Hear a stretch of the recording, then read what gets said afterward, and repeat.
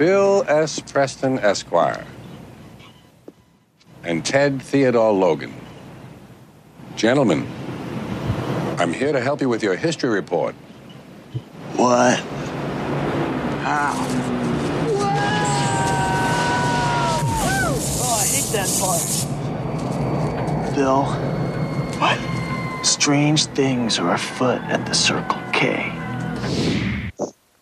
This is Comic Geek Speak, episode 1785, Retro Movie Review, Bill and Ted's Excellent Adventure.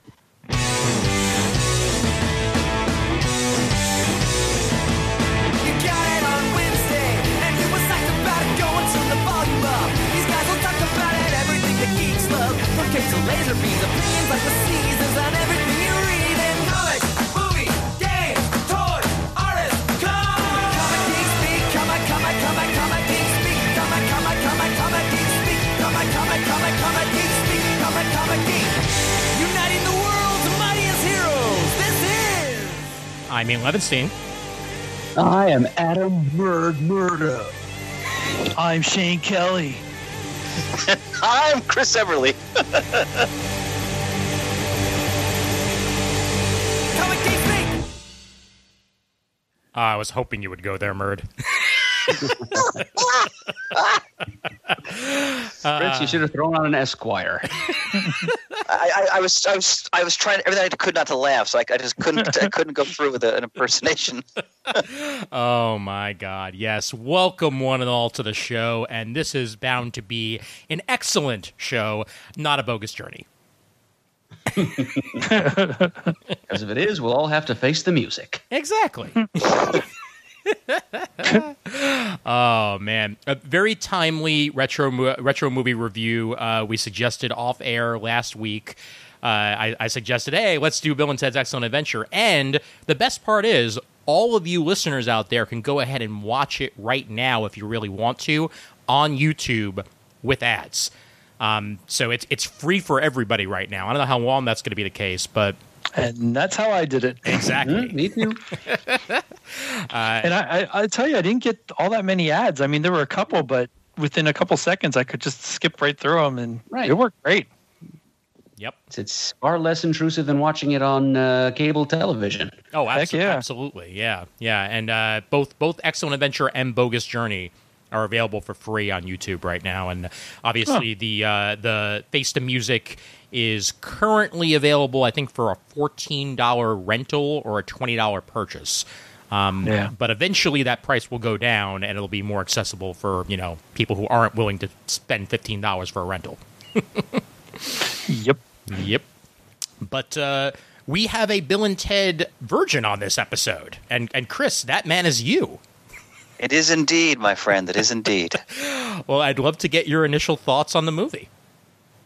Well, what was fascinating about this for me was that I was born in 1973, so I grew up in the 80s. And this is one of the few sort of like classic stupid 80s movies I've never seen. I don't know why. I just, for whatever, I would say in 1989 I was 16, so I don't know why I didn't go see it, or I don't know. So I'm always intended to watch it, never got around to it. I'm in the school of thought that Keanu Reeves, in his own way, is a compelling actor, even though his range can sometimes be very limited. Mm-hmm. So I was looking forward to this.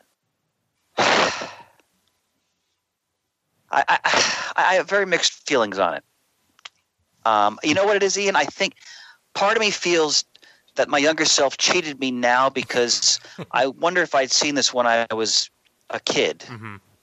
Would I have a different feeling about it now? Because there's a lot of 80s movies I love that really aren't great movies. Right. But I just have such a nostalgia for them that they just hit a certain button that just takes me back to a certain time and certain humor that maybe isn't even really acceptable anymore. Like, my God, think of Revenge of the Nerds, for example. Oh, but which I still enjoy thoroughly. But because I didn't have that background when I came in to see this movie, there were parts of which I'll talk about that I really enjoyed, but overall it left me very flat, honestly. Well, Sorry. Fair enough. No. Please.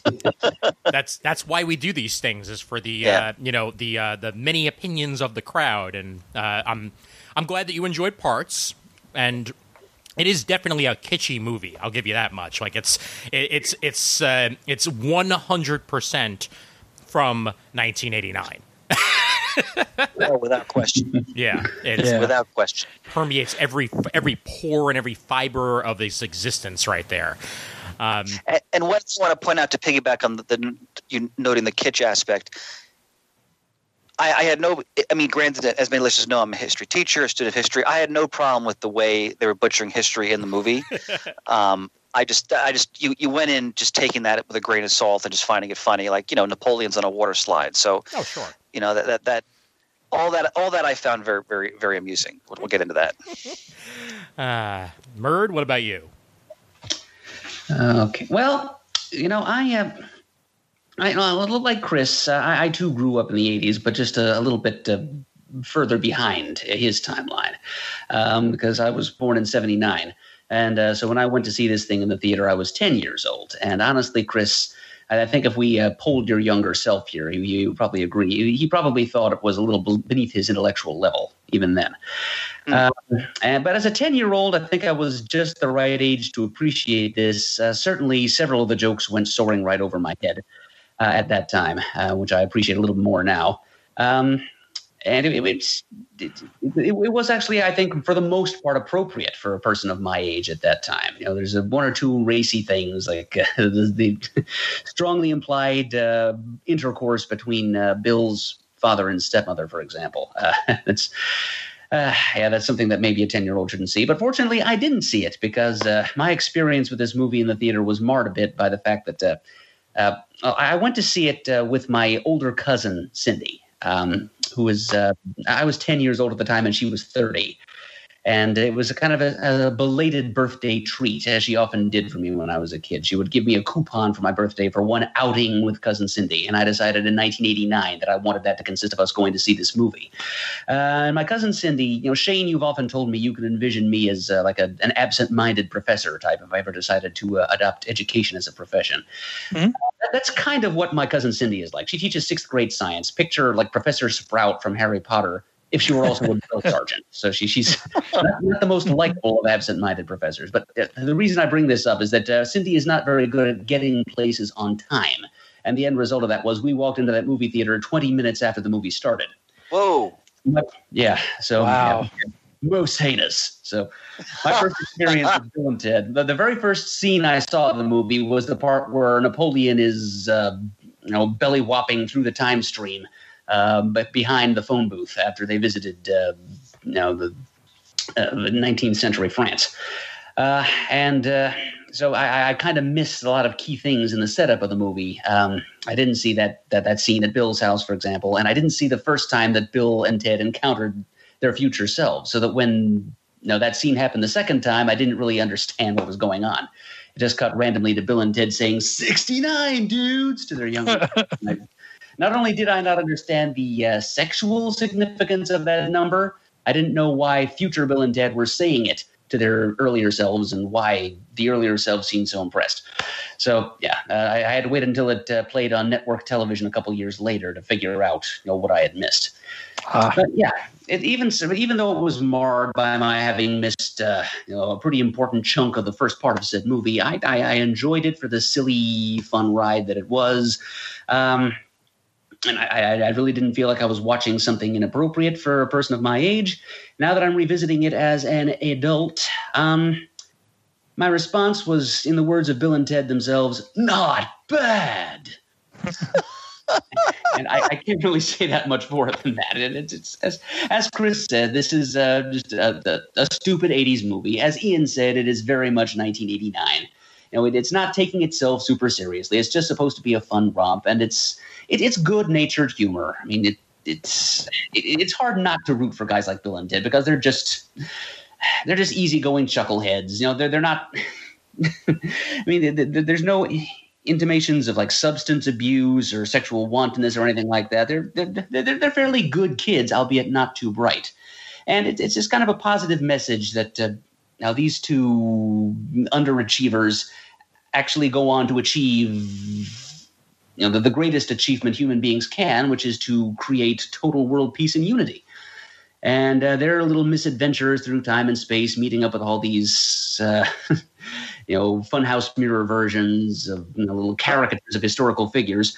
And we got to give some props to the character actors who turned in performances as these figures in this movie. It's kind of an uplifting message that these teenage know-nothings receive a message from the future saying that the future believes in them, and that they, through their just thrashing around in their garage pretending to know how to play the guitar, they eventually do accomplish something great.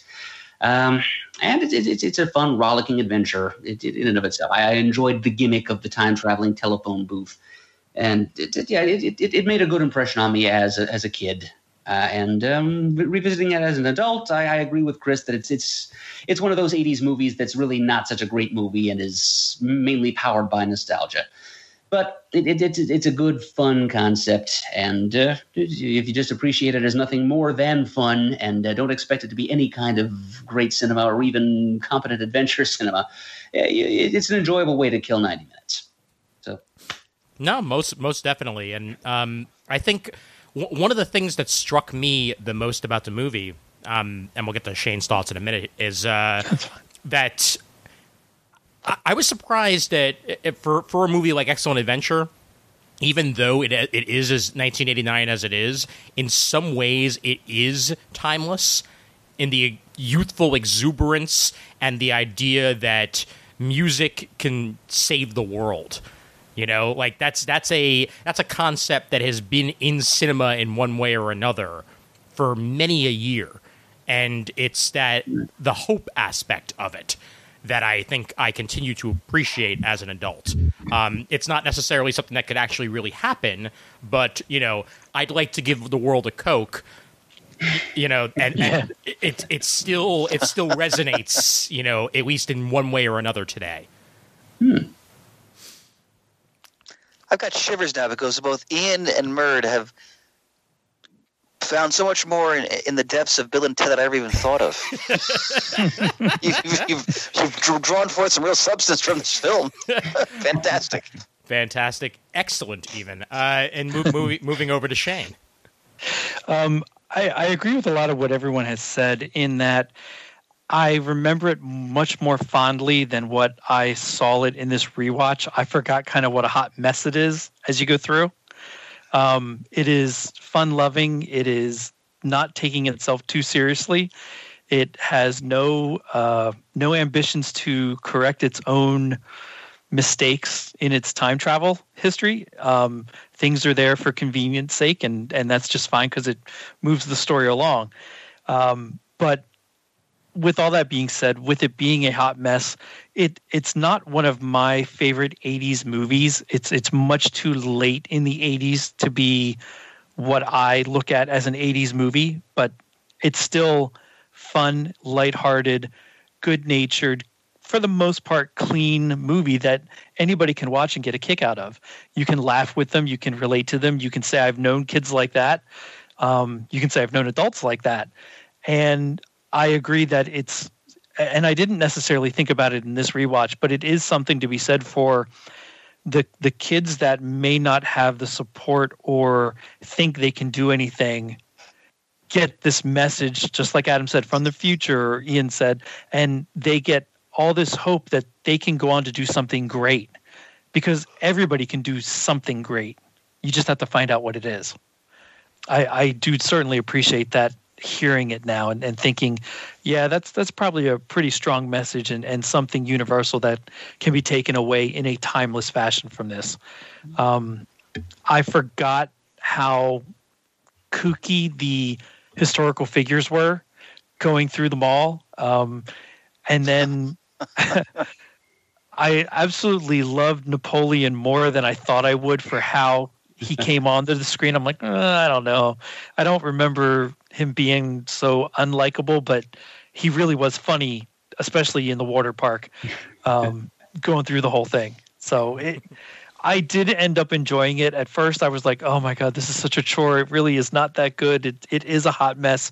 It makes no sense whatsoever, but as soon as I got into it, a good half hour, 20 minutes, a half hour, I completely forgot about my frustration with it in the beginning and just enjoyed it. And by the time it was over, I thought, oh, well, that's it. Maybe I should go find Bogus Journey now, because it just seemed to go by so fast then. Yeah, and I think it says a lot for the franchise as well that the two of the quote unquote evil tyrants, or evil characters of the movie franchise, Napoleon and Death, are two of the best characters in the entire franchise. Yeah. Leave it to Bill and Ted. And I, everyone said when they were born and grew up. I was born in '72. I grew up right in the '80s too. I was 17 in 1989. I don't think I saw this in the theater. I think I first saw this on HBO. I may have seen Bogus Journey in the theater. For me, 80s movies are your quintessential John Hughes kind of movies. Mm-hmm. And that's always what I think of as the 80s. To me, I actually thought this was in the 90s and looked it up and thought, 89? Really? Oh, okay. I didn't think it was that early, but all right, that makes sense. So it's much more of a 90s movie to me than an 80s movie, but it did not dissuade from my enjoyment of it in the end.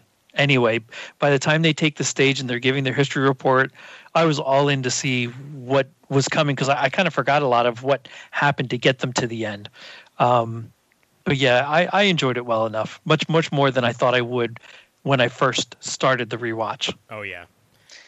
It was great to see George Carlin, who was a magnificent comedian. Yeah. I mean, he didn't have a whole lot to do in the movie, but I thought he was in it a lot more. Yeah. I forgot he's not in it that much. He wasn't in it that much. And that's actually, that's how, watching a movie years ago can rewrite your idea of what's happening in some ways, because everyone said, when this movie came out and how old they were. I was 5 years old when this movie came out, so clearly I didn't see it in the theater.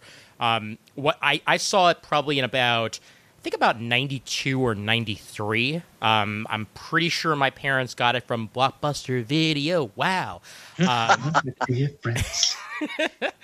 And we sat down and watched it on our TV, and I enjoyed it a lot at the time. But in my head, it was a very different movie. Looking back on it, rewatching it, about a week or two ago, sitting down and watching it, I'm like, wow, Rufus is barely in this, and wow, I thought Rufus went with them to all the time periods.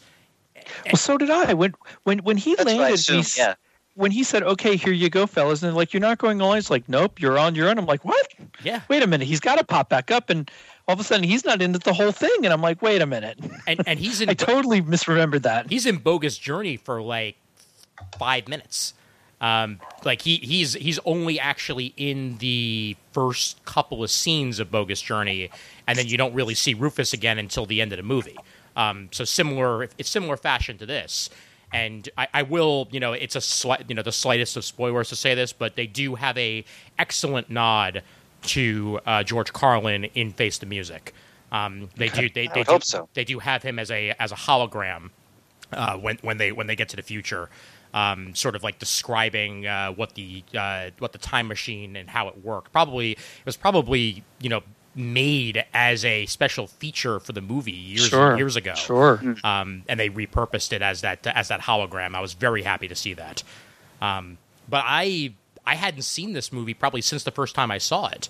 And I sat down and watched it again, now, and it reaffirmed to me, I thought this for years just from remembering enough of the franchise and some of the other tie-ins, which I'll get into later on in the episode, that this is why we never needed an American Doctor Who. Because Bill and Ted already existed. Because talk about the stuff that they clearly were lent from Doctor Who. It's a phone booth instead of a TARDIS. I mean, that's one step away, essentially. A police box and a phone booth are, cousins, essentially. And they travel through time, visiting, different eras and, meeting historical figures. And that's happened tons of times on Doctor Who in one way or another. To me, Bill and Ted is almost what if the companions stole the TARDIS for a weekend and went on a ride. Sure. And I dig that aspect. Like it's not meant to be taken too seriously. It's enjoyable as it is. The plot itself is paper thin at times, but I didn't care because not only was I watching a on-screen friendship, but you could tell from the acting that a lifelong friendship was being formed. As to this day, Keanu Reeves and Alex Winter are very close friends, inside and outside of acting, and you could see that bond being built on the screen. Like the chemistry being formed between the two is beautiful. You know, like they go one back and forth off of one another brilliantly, almost as if they've been working together for years. And I really appreciate that in the film itself.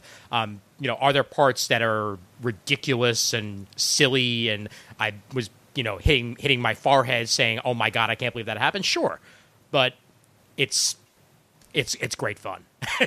I really enjoyed it for what it was. By the time I saw it, I had watched countless number of Doctor Who episodes off of PBS. So I wish I could remember what I thought of it back then in relation to Doctor Who, because I know I would have thought, well, this is just a poor man's Doctor Who in some ways going down that route, but I really don't remember what I thought of it in comparison. I think one of the things what was great fun for me, and you mentioned before about the character actors, which is one of my favorite aspects of the movie, but seeing, I may mispronounce his name, I apologize, seeing the great Hollywood stuntman and champion henchman Al Leong as Genghis Khan.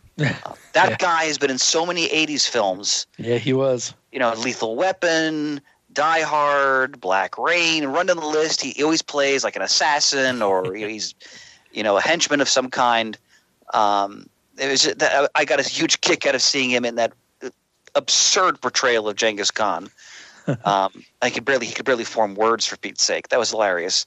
And I think my favorite scene, again, speaking of all those actors, when they're all in the police station and the cops are trying to book them and try to figure out who they all are. That's the part where I really was laughing out loud, actually, because it was so absurd. Tell me about your mother. He just throws the pencil and walks away. That was a hoot. Yeah, and Abe Lincoln in this is just dynamite hilarious.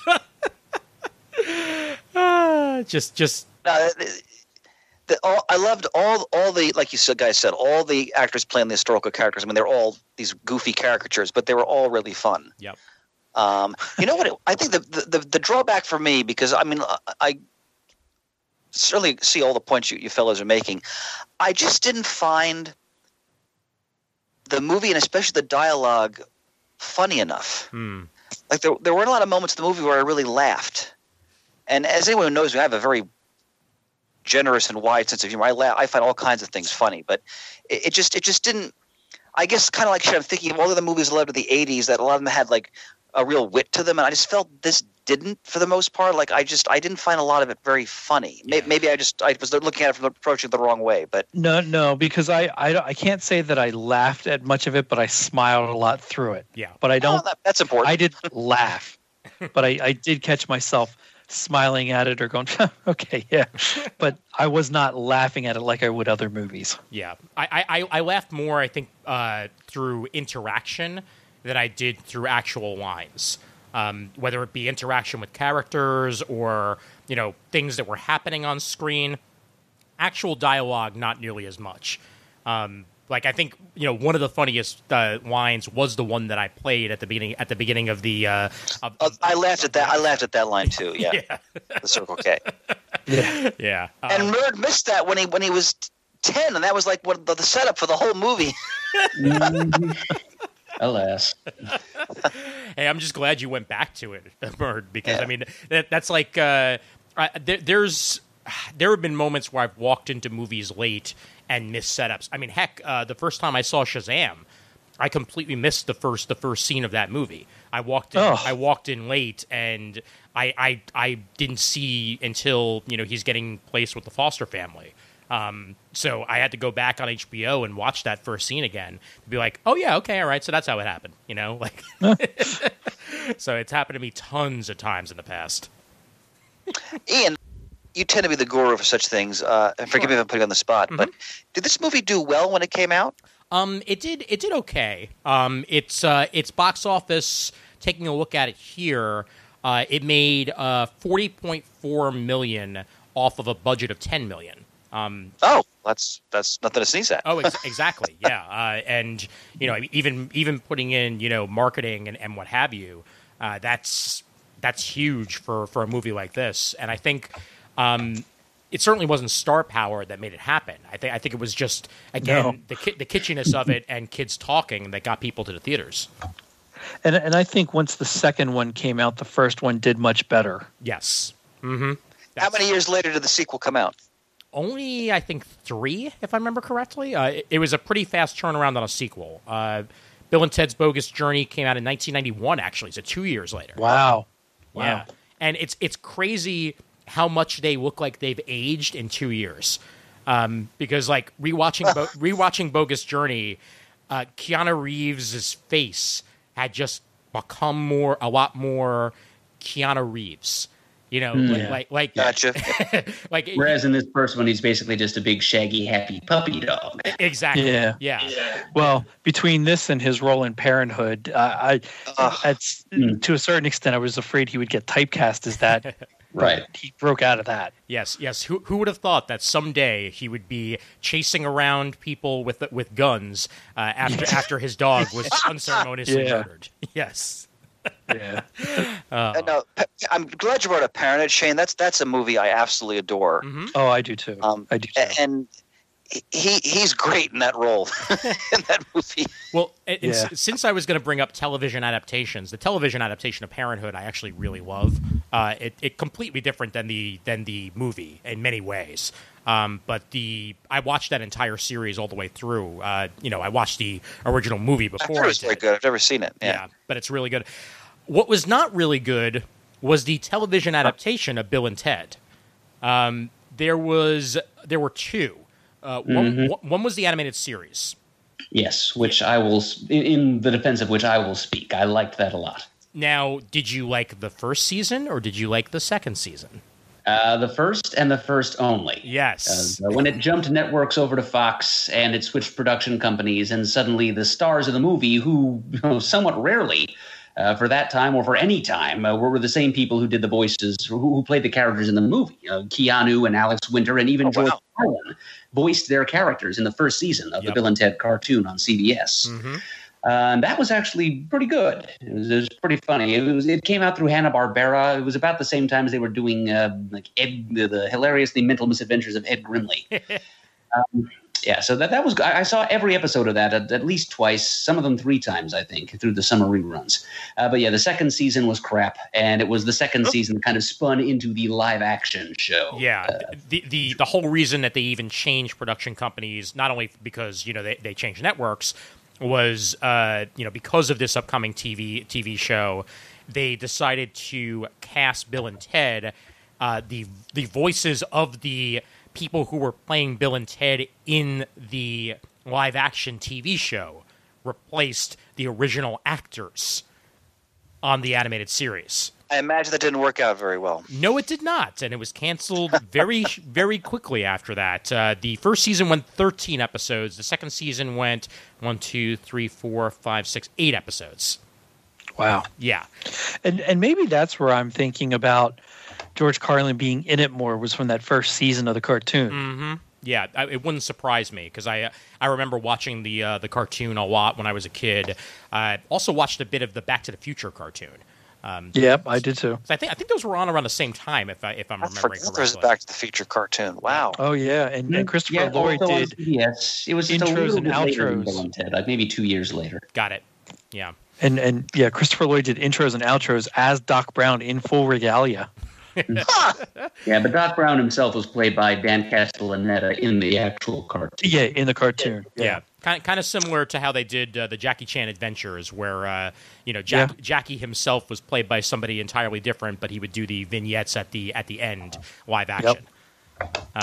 Ian, and how was the live action television show? Horrible. I love when you're wrathful. It's the biggest problem with the live action TV show is it had little to no budget. So it was almost like bottle episodes almost every episode. Like they couldn't travel to too many places. They could travel to whatever place was on the backlot. And it really limited it the same ways that I feel about later seasons of Sliders. I feel about the Bill and Ted the Bill and Ted TV series. That show started off so good. I know. Yeah. Trust me, that was one of my favorite series when it aired at first, Sliders, and it was my first sci-fi show I was into. But I watched an episode or two of the Bill and Ted TV show, and there's only a reason that I watched one or two, because it was bad. Wasn't there a comic book? There was, yes. In fact, I think we brought it up recently on a previews episode. Because Dark Horse is doing a Bill and Ted comic right now tying into Face the Music, and it's created by the same guy who created Bill and Ted's excellent comic book all those years ago, Evan Dorkin. Yep. Ugh. And Dorkin did a really good job with the comic book. I think of the Bill and Ted tie-ins, that was the one that felt the closest to the actual source material, even if it was a little more zany. The characters were right, and I really, really dug that back then. Here's another thing I really enjoyed going back to the film was when he thinks Keanu Reeves' character is dead in the suit of armor, and his grieving process is so ridiculous and absurd because he's using his vernacular that only the two of them understand. Yeah, I just found that it was hilarious. Like that scene, I was also chuckling just at how totally ridiculous it was. That was all from my 10-year-old self. I thought that "You killed Ted, you medieval dickweed" was a genuinely powerful moment. Listening to him giving voice to his grief in his own limited way. I mean, it's kind of like a dog grieving for his master or for his fellow dog. Oh, Murd. Fantastic. My only thing is then when Keanu Reeves comes out of nowhere, which I kind of expected him to do, I didn't quite remember how. He says, "Well, I just fell out of my suit, man." I'm like, wait, what? You fell out of the suit? Yeah. That's not how armor works. You were down on the ground for like half a second. How could you fall out, hide? It's magic. They had to demonstrate the power of their bond. Oh, absolutely. Absolutely. I'd say, since we're talking positives and negatives, probably the biggest negative of the movie and of the franchise until the third one was talk about paper-thin female characters, which I get, because you're clearly gearing this towards, young boys for the most part. Mm-hmm. But this franchise, the princesses have been played by 3 different sets of actresses in 3 movies. The princesses keep coming back? Yes, they do. Yeah, sure. Yeah, they're in the band. Yep, that's right. They're in the band. They're played by 2 entirely different women in Bogus Journey, and then they're played by 2 entirely different women in Face the Music. Although more famous people in Face the Music, they're definitely more recognizable faces than the random actresses they've gotten for the other movies. In Excellent Adventure, the first one, the princess that goes with Keanu Reeves, brown hair, dark hair, she is the love interest in Better Off Dead with John Cusack. You're right. Oh, yes. And she was a French girl in that one? Yes. Using a French accent? Yeah. Yes. By the way, Shane, I think she's in – I don't know if anybody's seen this movie. It's a great, underrated, overlooked 80s teen film. It's called The Last American Virgin. She may be. I know the movie. I have seen it in the past. She's definitely in it. She's the female lead in that movie. And that movie has a very dark ending. She's in that too. Oh man, the 80s sunglasses that I immediately see on the lead character of Last American Virgin, like it's yes, yeah, they're Ferris Bueller sunglasses, like to a T. Yeah.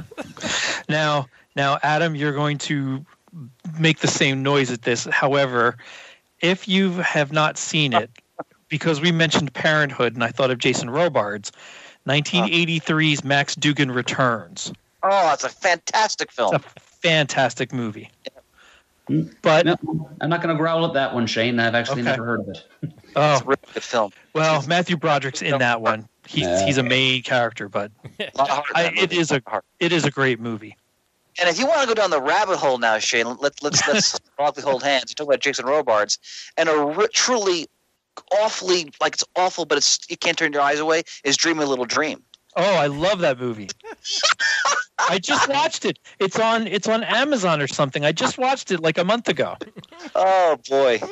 Corey Feldman, Corey Haim. Yep, absolutely. Love that movie. Jason Robards and I think like Gene Rollins to be in this movie. It's amazing. Oh my God. And they made a sequel to it too, but I don't remember that as much. I don't think anybody that was in the first one's really in the second one. So the one female character that I really enjoy in the movie is Joan of Arc. And I know she has oh my God, she's fantastic. And it's also the singer-songwriter of the Go-Go's. Oh, that's it. Yep. I couldn't figure out where I knew her from. Yeah, Jane Wilden. Yep. Oh, wow. That's it. Yeah. I didn't know that until I looked it up. And it made sense because stealthily they have some, tent poles of music in this movie. Including the council in the future. I don't know if any of you caught that. I don't know if you did, Murd, because yes, I recognize two of the three. So Fee Waybill, lead singer of the Tubes, and Clarence Clemens of Bruce Springsteen's E Street Band. If you've ever heard the E Street Band's version of Santa Claus is Coming to Town, where Bruce is rapping with the band, he's saying, "Hey, Clarence, you've been real good and practicing real hard, so Santa bring you a new saxophone." The guy he's talking to plays the man in the center of the council of the most important people in the world. And I'm just now learning, looking it up here, that the third person on that council was Martha Davis of the Motels. Yep. Wow. There. I didn't realize that was Clarence Clemens. Oh, I should have caught that. Yeah. Well done, Murd. I recognize him from all the times Bruce, screamed out, "Clarence!" Now, the woman that played Bill's stepmother, she is, and I couldn't figure this out, I had to look it up. She plays a small part in 1987 Mark Harmon's Summer School. Oh, she is the woman that he's dating that runs off for summer vacation when he gets sucked into teaching summer school. I want to say her name is Kim, but I can't find that yet. She is also one of 4 actors that are in all 3 movies. Oh, wow. Yep. And that's essentially the one that played Bill's dad, and then of course Keanu and Alex and her are the only 4 actors that have been in all 3 movies. If we don't count holographic Rufus. Yes, if we don't count holographic Rufus, I will count him. Make it 5. So Ian, since we're in your wheelhouse here, without spoiling too much, did you enjoy the latest movie?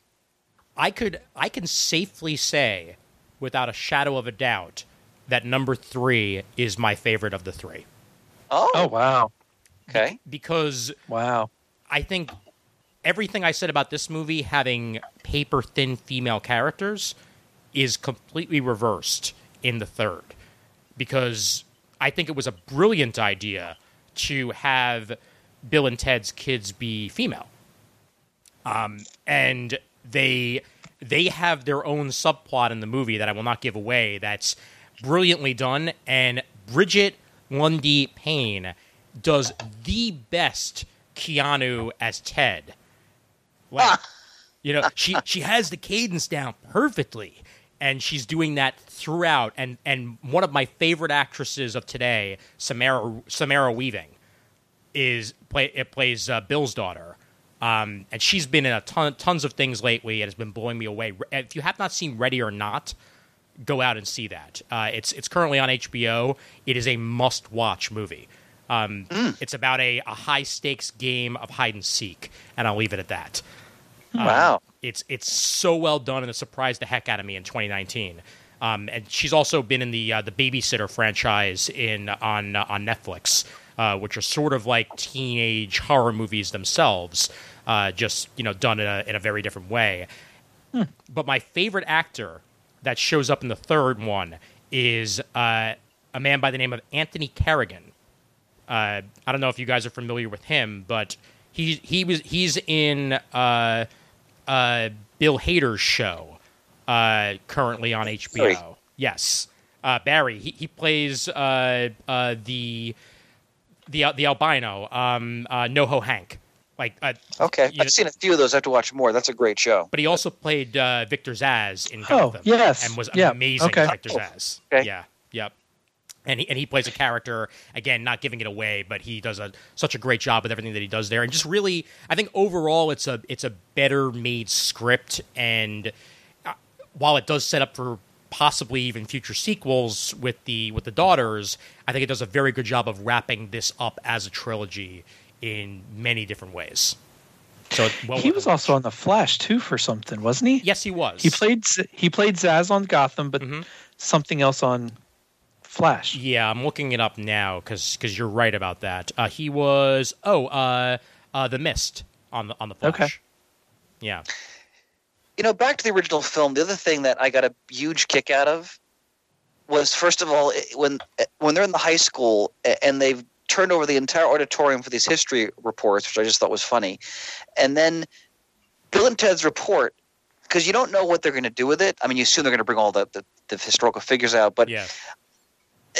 That I found really fun because it was like they'd actually tried to learn and try to present these people in some kind of context. Mm-hmm. Like when he's talking with Sigmund Freud on the couch, and that whole sequence, I think I found like the last 20 minutes of the movie particularly funny in contrast to most of it. Yes. Yeah. Like from like the mall forward, I found myself laughing. Well, I like when Sigmund Freud said to Bill, like, you're a turn, and he's like, no, I just have a small Oedipus complex. Yeah, that was funny too. Yeah, but the movie needed more stuff like that. Yeah. But that was that whole thing. What I also really enjoyed, because let's go back to our tribute to Timey Wimey, copyright Shane. When they just realized, oh, our future selves are going to put these keys here. Then of course the keys are there. Mm-hmm. Yeah. The note, the tape recorder, that was all fun too. The way they played with some of the classic, time travel tropes. Yeah. I can remember thinking to myself at the age of 10, whatever the equivalent in my 10-year-old vocabulary would have been to, they're really overusing this plot device now. When they got when Keanu is like, or Ted is like, remember a trash can, and out of nowhere, out of hammer space, the trash can falls on his father's head. Yeah, and that's taken to the next level in Bill and Ted's Bogus Journey, when there's like a whole time travel setup device battle between Bill and Ted and the main villain. Yeah. No, the Bogus Journey.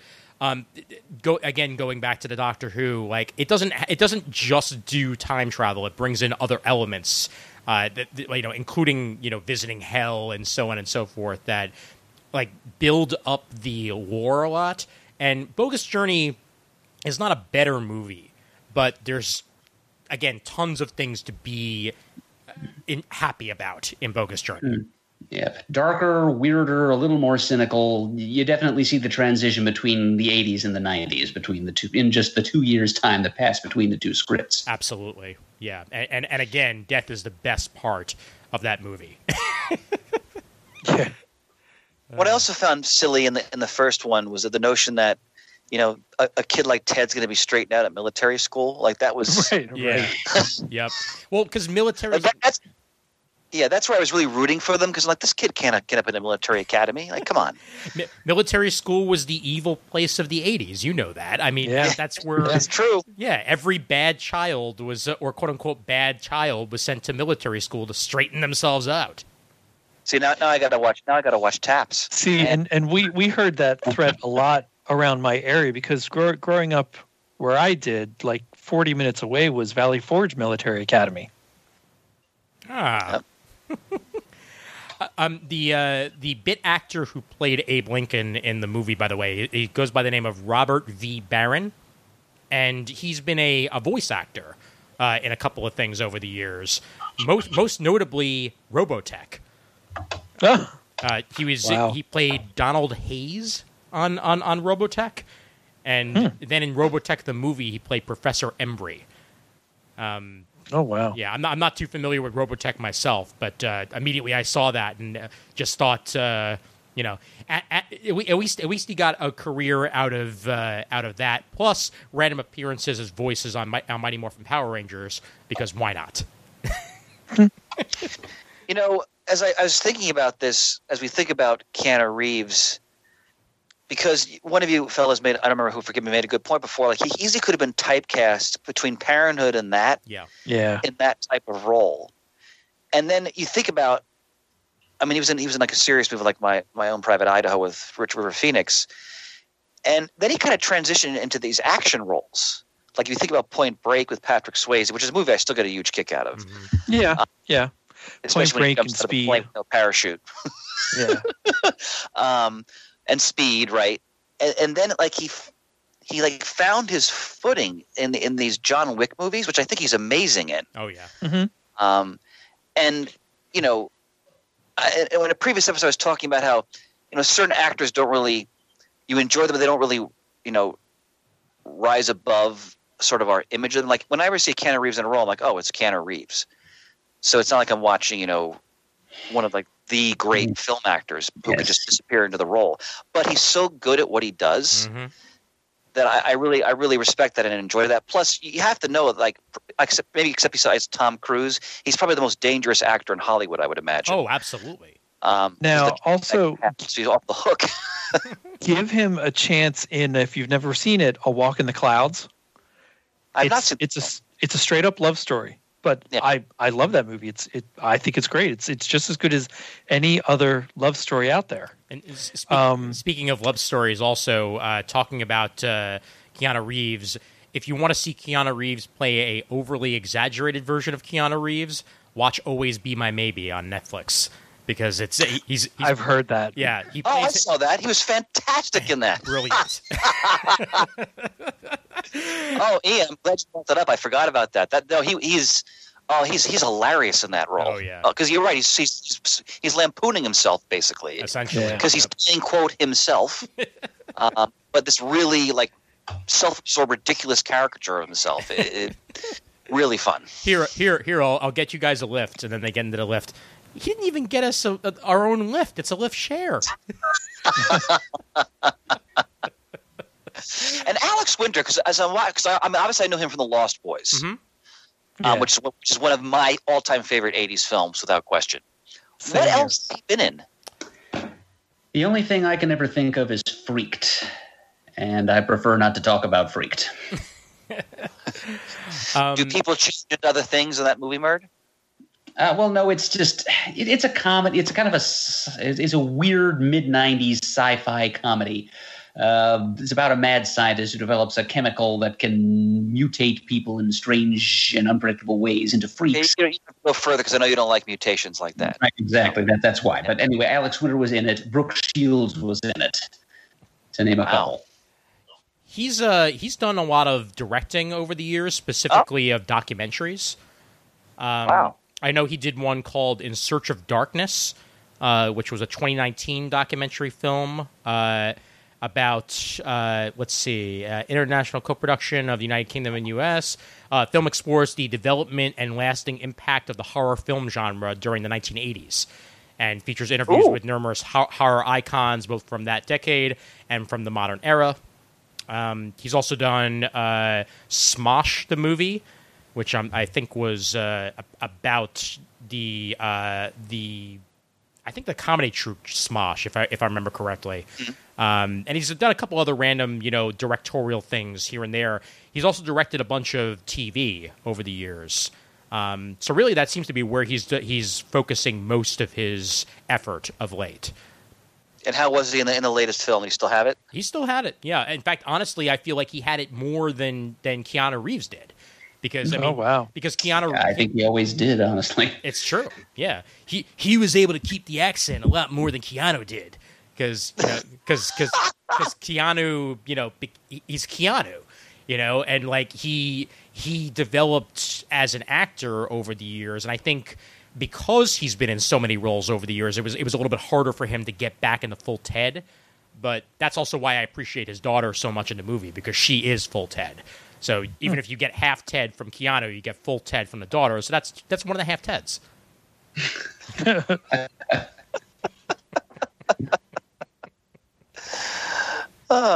Yeah. What else do you have to say about this film? I think again, I really do think that it's lasted for a reason. It's become a cult classic, not just because of people who watched it in the 80s, but because it's just one of those fun movies where like it doesn't even have to always like knock your socks off with everything. Just when you sit down or when it's randomly on TV or randomly on cable, it's worth a good watch. So that's what I appreciate the most out of it.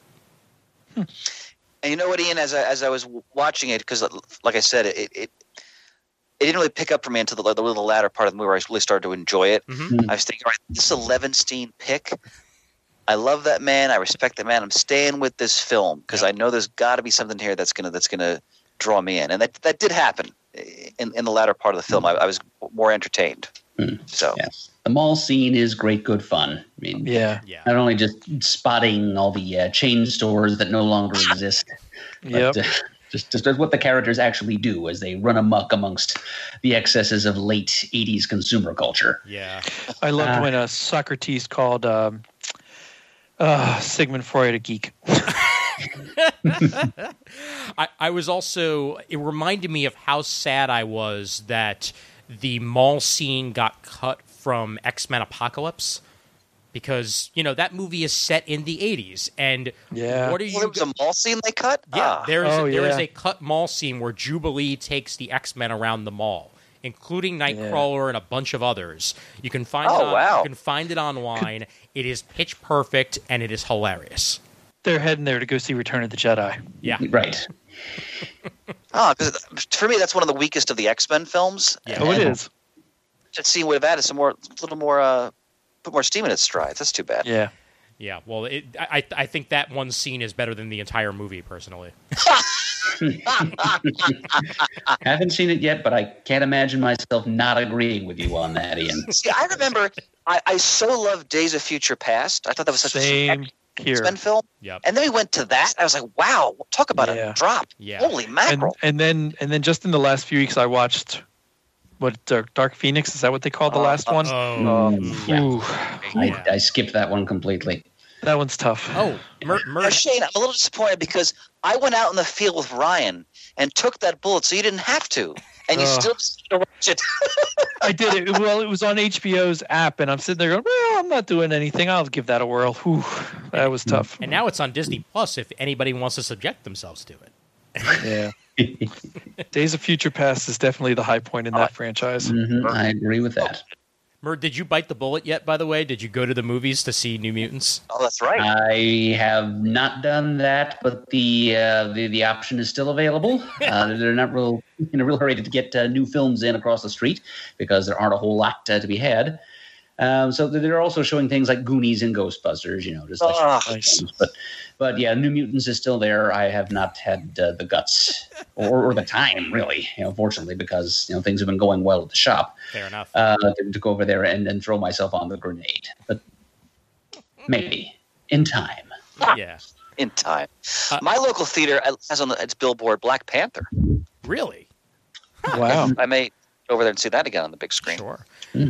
One thing I wanted to bring up, speaking of movies like that, what did you guys think of the special effects in Excellent Adventure? I actually think they surprisingly hold up in a lot of ways. Yeah, not too bad at all. Yeah, I was especially impressed with the visualization of sort of the interstices of time. In there's lots of different ways to visualize the time stream. In DC, it's always been like tutti frutti rainbow effects, but instead, this gives us like a writhing mass of intertemporal phone cables.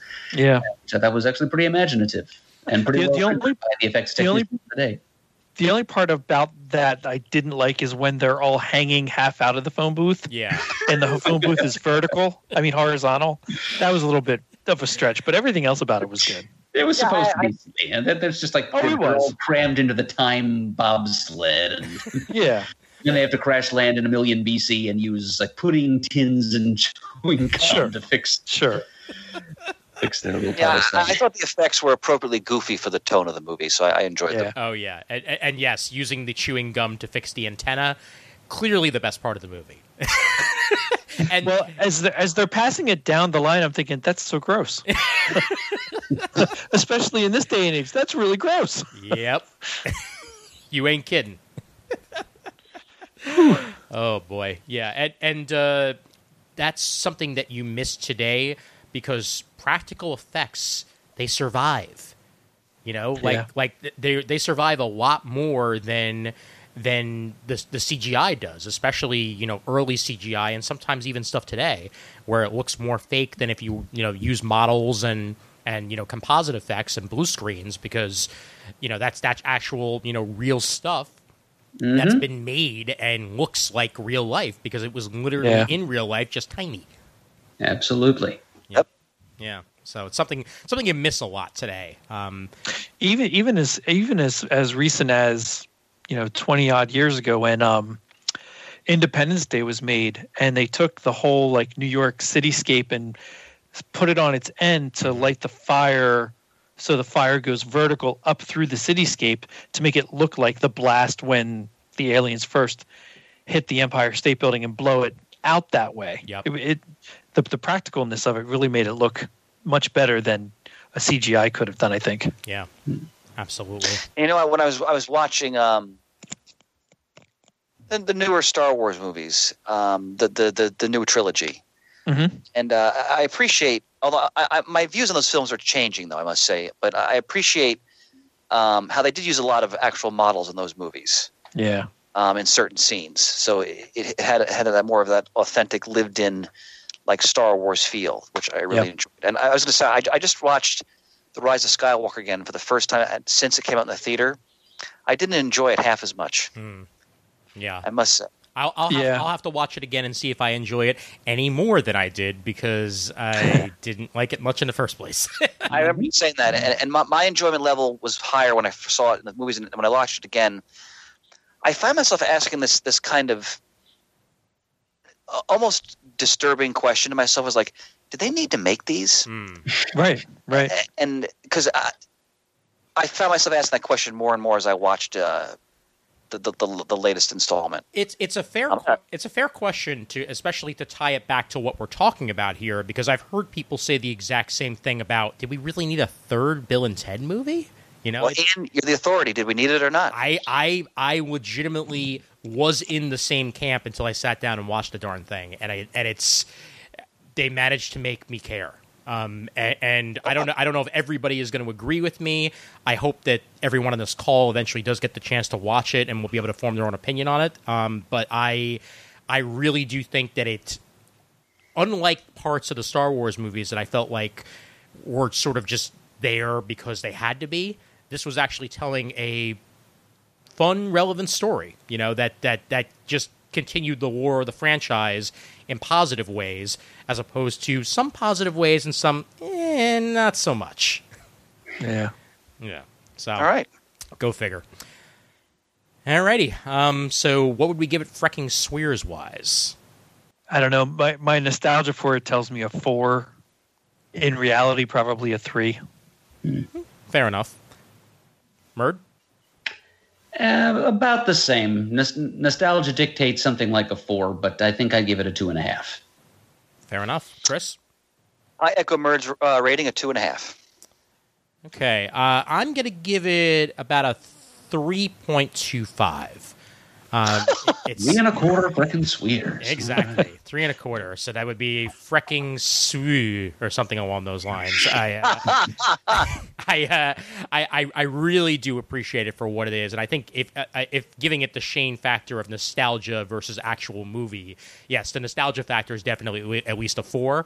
Actual movie, certainly a heck of a lot enjoyable, and I'm very glad to have rewatched it and experienced it again as an older person and seeing that parts of it do hold up and parts of it are very, very silly. Yeah. Well, L. Evanstein, I want to thank you because you allowed me to sort of plug a hole in my 1980s pop culture experiences. So absolutely my pleasure. Thank you, sir. Now, before we wrap up, talking about nostalgia, there was something else that I watched recently that's now available on Netflix. It's a documentary series, and you want to talk about nostalgia. It's called High Score. And I want to watch that. Yeah. It goes through the history of video games, but also tying it into the competitive aspect of video games.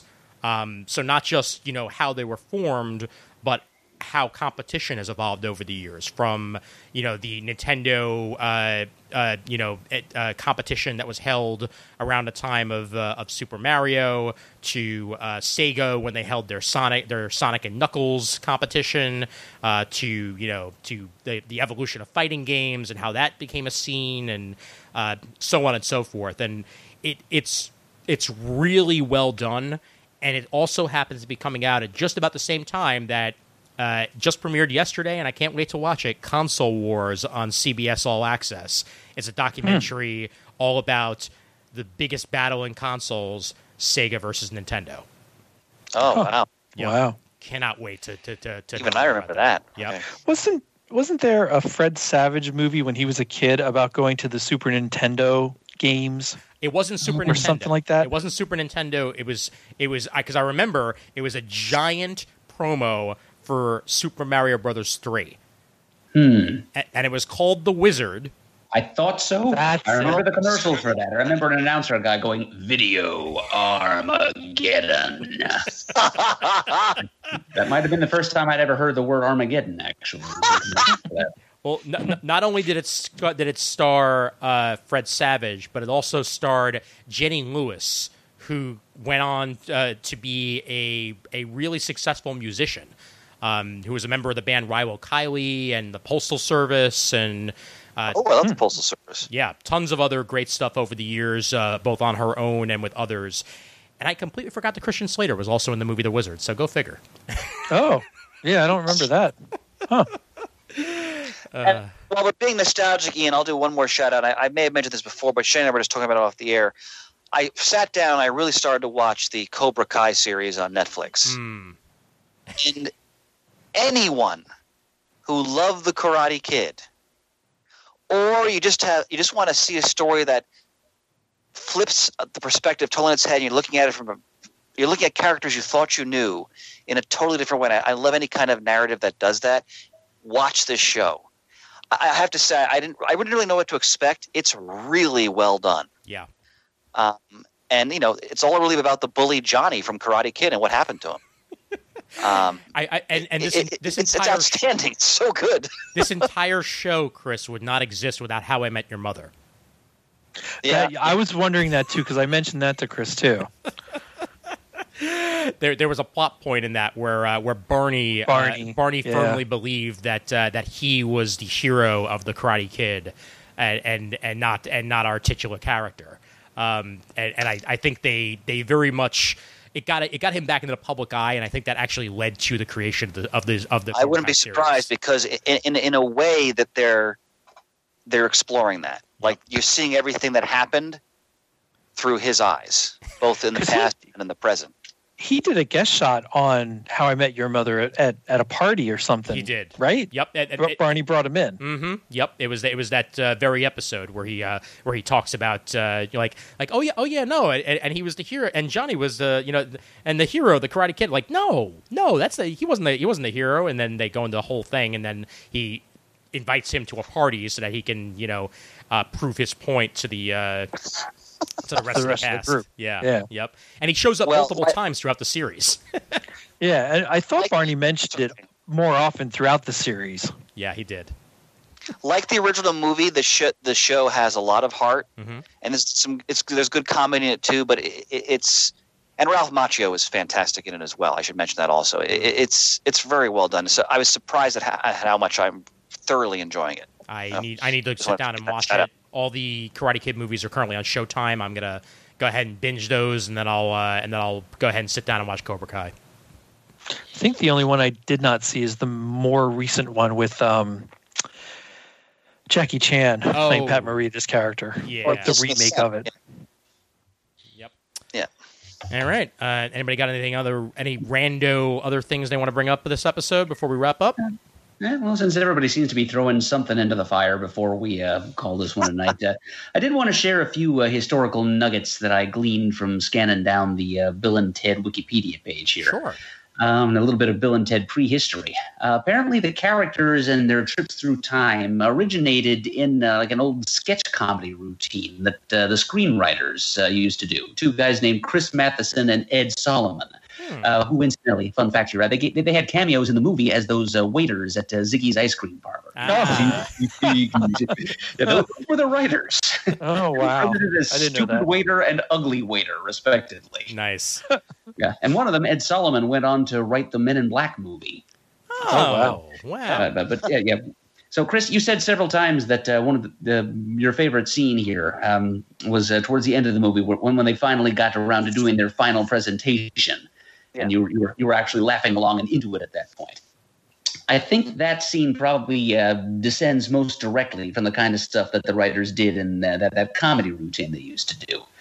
You can sort of hear in during that final scene, so some of the references that the guys make, like that their frame of reference towards the kind of music that they like. For most of the movie, they're talking about Eddie Van Halen and Iron Maiden, but in that last scene, they're referencing Led Zeppelin and Ozzy Osbourne. So that's a sign that these characters did evolve from an earlier paradigm of the dopey teenager. You know, as originally conceived, Bill and Ted were supposed to be like scrawny little 14-year-old social outcast metalheads. You know, probably closer to Beavis and Butthead than to the characters that eventually appeared on screen. But they kind of had to evolve with changing times since, about 10 years passed, I think, roughly between when these characters were first conceived and when a movie was made. And also they had to adapt to having been cast as older and cooler-looking actors than the 14-year-old scrawny kids that were originally envisioned. And in an early draft of the script, it was originally this movie was supposed to be called Bill and Ted's Time Van at first. So it was supposed to be like a time-traveling custom van, which, again, gives you an idea that this whole thing was conceived of about 10 years before it was actually made into a movie, because that's about when custom vans had their peak cultural relevance, late 70s as opposed to late 80s. My parents had one. The vans with the murals on the side. No, exactly, like wizards and unicorns and so forth. And Rufus was supposed to be like their 28-year-old older friend whose van this was. He was supposed to be like the Doc Brown of the piece. But then, of course, Back to the Future and the actual Doc Brown character were introduced in the time-traveling DeLorean. So that's when they, for fear of being accused of knocking off Back to the Future, they ditched the time-traveling vehicle thing and apparently, totally by accident, instead blundered into knocking off Doctor Who by introducing the time-traveling telephone booth.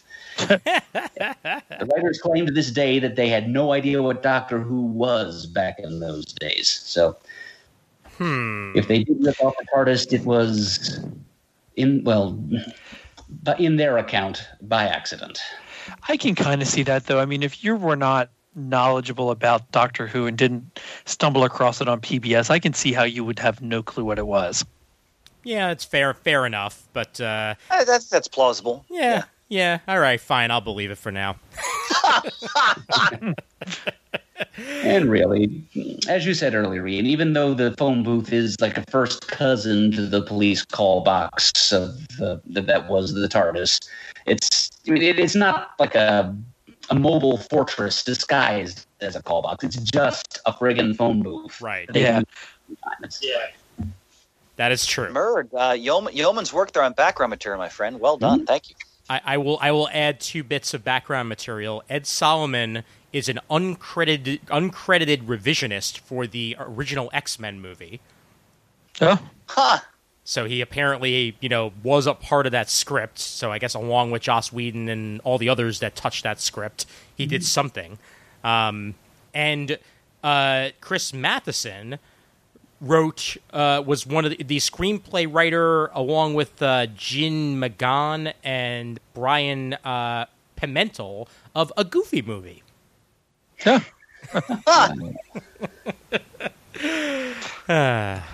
That's good 90s nostalgia there. Yes, it is. Alrighty, I think that's pretty much it, unless anybody else has anything else they want to share.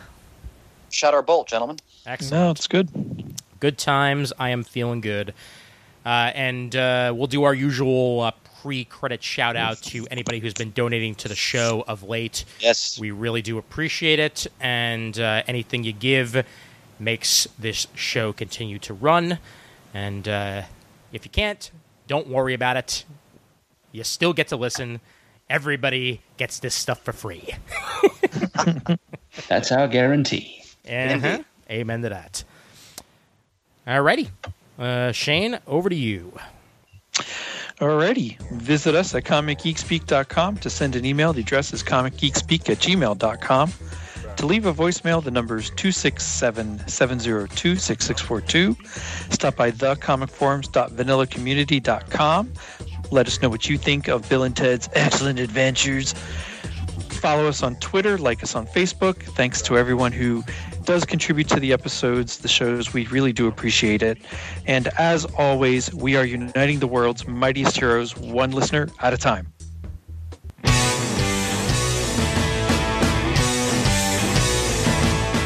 got it on Wednesday, and you was psyched about it, going to the volume up. These guys will talk about it, everything the geeks love. From cakes to laser beams, opinions like the seasons on everything you read. And comics, movies, games, toys, artists, come.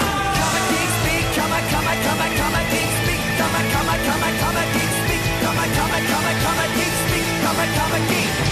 Uniting the world's mightiest heroes. This is